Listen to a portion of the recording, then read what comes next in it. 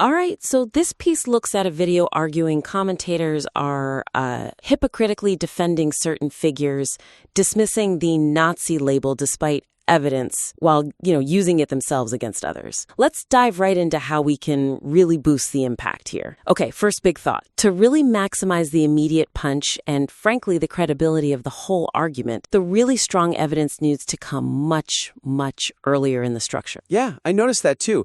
It kicks off quoting Brett Cooper's defense, right? That whole, you're calling somebody you don't like a Nazi bit? Exactly. And look, I get wanting to set up the counter-argument first, maybe, but the evidence here is just so undeniable.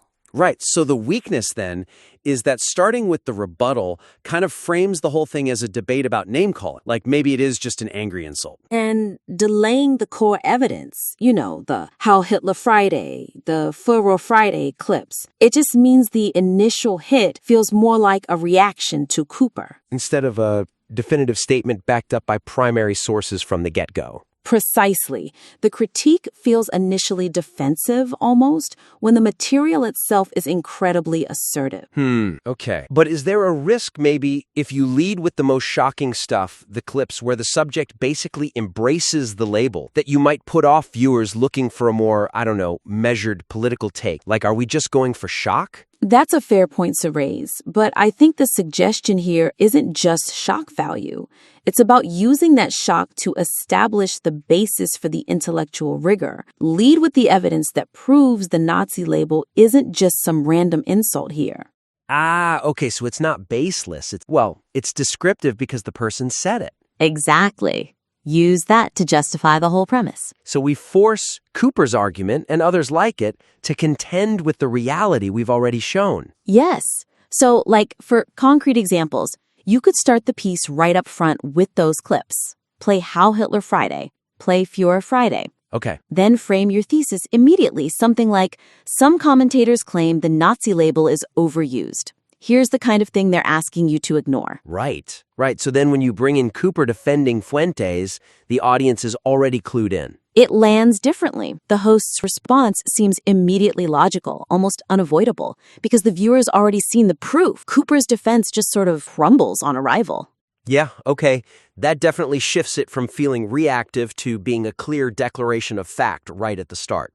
Much stronger opening. Okay, so once we've got that strong opening, the next thing is maintaining that tight focus, that intensity. And that brings us to the second point. The ending part. It brings in a whole new, pretty big topic, the way the word apartheid is used or misused regarding Israel. Now, it's delivered with passion, no doubt. But it feels like it comes out of left field, doesn't it? It really does. It lowers the main focus. The core argument is about the specific hypocrisy, the Fuentes stuff, normalizing neo-Nazism. Yeah, the analysis of Cruz, the commentary on how cool it's become to do this hateful stuff, that was all landing. And then suddenly we pivot to Israel, Palestine, and debating the definition of apartheid. And the weakness there is that you lose momentum. You pull the viewer away from that really compelling Fuentes-Cooper-Cruz dynamic, which was honestly strong enough to carry the whole piece. You risk making the audience feel like the main point maybe wasn't enough on its own, Like you needed to tack something else on. Right.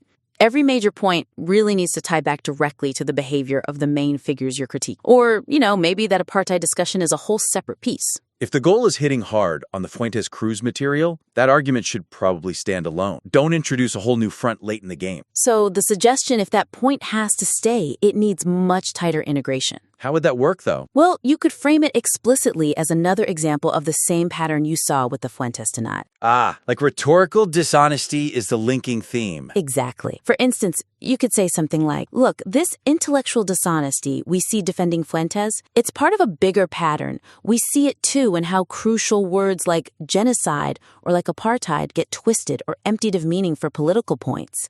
See, it links back to language. Okay, that connects it better. Or, and I kind of lean this way. Yeah? Just cut the Israel apartheid section entirely. Use that time instead to double down on the conclusion you already have building. With the 6 million cookies stuff? Exactly. You could spend more time dissecting that.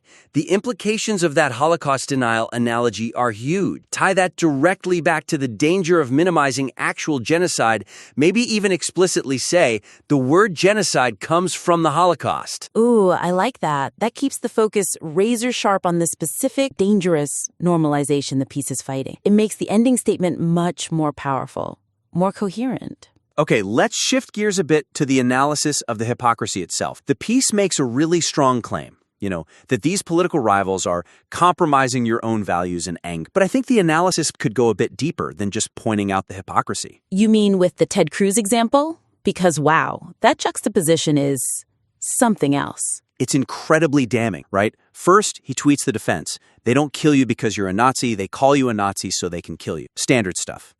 Then, like a month later, talking about Fuentes, he tweets, "Little Nazi," as a dismissal, an insult. Yeah, it perfectly shows compromised values right there. It does, but the weakness in the current analysis is that it mostly frames this just as blind rage, or maybe shifting conservative view, which is fine, but it risks sounding like, well, just another partisan attack. Okay, so not digging into the consequences of that hypocrisy enough. Exactly. It misses the chance to explain structurally why this specific kind of hypocrisy is so dangerous for everyone else. How does this tactic actually enable the extremists? Right. Okay, so the suggestion is to use Cruz not just as an example of hypocrisy, but as a kind of micro case study. Yeah, explore the specific fallout of weaponizing moral terms like Nazi. How does doing that give people like Fuentes that get-out-of-jail-free card forever that the piece mentions? That's the key question, isn't it? When discussing those Cruz tweets, the piece needs to spell it out. By throwing Nazi around as a disposable insult against Fuentes. And even someone as extreme as Fuentes. Right. Cruz actually ends up proving Brett Cooper's initial point that maybe you shouldn't use the term lightly. But at the same time, he completely minimizes the actual horror of the Fuentes material. It's like a rhetorical own goal. It ends up helping the very people he claims to oppose. He validates the idea that Nazi is just an insult and downplays the real Nazis. The danger then becomes normalization through trivialization. If Nazi just means political opponent I really dislike, even an extreme one, it loses its specific historical weight. Its power to identify a unique and organized form of hate gets diluted. Yeah, so the piece needs that moment of sort of reflective analysis. Connect Cruz's political maneuvering directly back to the normalization problem. Show how this flippant use signals to the audience that maybe the threat isn't so real after all. Or that the definition is so broad it covers everyone, which effectively means it covers no one meaningfully. So, a concrete example, maybe integrate a reflective beat, asking something like, so what's the risk here? When we weaponize Nazi like this, are we actually training the audience to ignore or downplay the real threat from people talking about 6 million cookies? When you compromise your values this way, you don't just lose face, you actively undermine our collective defense against actual extremism. That link is crucial. It takes the critique beyond just politicians said hypocritical thing to this specific ethical failure has dangerous real-world consequences for how we understand and fight hate. That lands with much more weight. Okay, great. So let's wrap this up. We've hit on 3 main areas to strengthen what's already a really impactful piece. Right. First, hitting harder upfront. Improve that flow and immediate impact. Lead with the knockout evidence, the How Hitler Friday clips. Set the factual stakes before you introduce the defenses you're taking down. Makes sense. Second, tighten that focus, especially towards the end. Either, cut the discussion about apartheid in Israel entirely. Or, if it stays, really work to integrate it. Make it clearly an example of the same kind of intellectual dishonesty, maybe linking it back to the 6 million cookie stuff to keep it thematically tight. Got it. And the third thing?